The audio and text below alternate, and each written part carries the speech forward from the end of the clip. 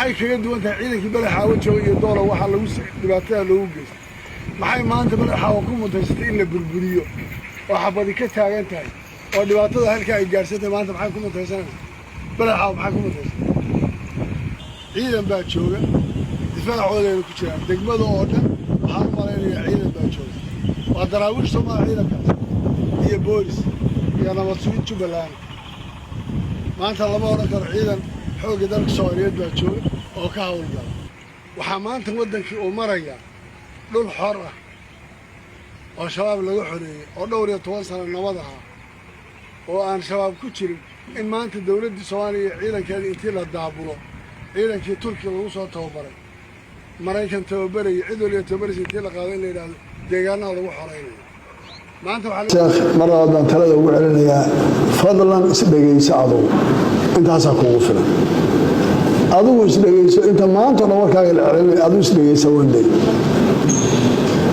war ciidamada inta laga daabulo halkan gada la geey gada ma muxuu ahay ma dhul amxaar degantaa mise dhul cadow kale uu degan yahay waay shabaabka degan lama diriraan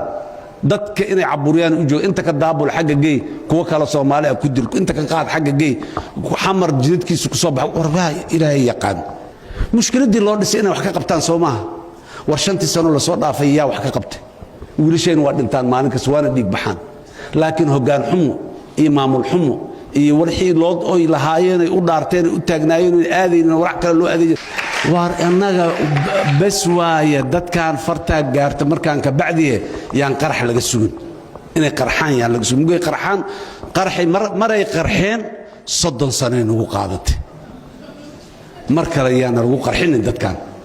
yaanay qarxin dadkan qofka bini aadamka karaamadiisa lama taabto dherega lagulama diriro iyo maxaan ku raadaayay kistiyarta oo ku jirto lagulama diriro dheregi dad kula dirireen karaamadoodii dileen sharaftoodii meel uga dhaceen miday ahaanayaan miday raacdayaan miday markaas haddana been iyo qab iyo qarannimo soo celinay iyo bababa aan waxba waa wax aan leeyahay dhagahan inta ka bateena maqli weynay ma maqleyno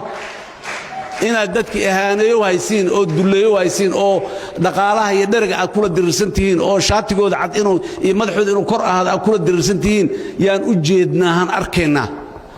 reetorigan maxaan ku raadaya qaarnimada inta ka dhacnay kan inta ka dhacnay aan qab